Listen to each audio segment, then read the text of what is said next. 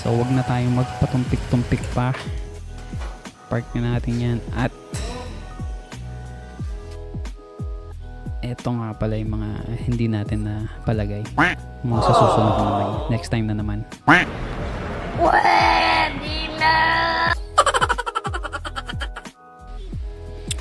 So ito, good thing di natin nagamit. Sobra lang siya, so baka next change oil na. Pati ito, tong gear oil, yung scooter oil, and yung isa, ako na lang maglalagay. Additives lang yung isa. And ito yung stock.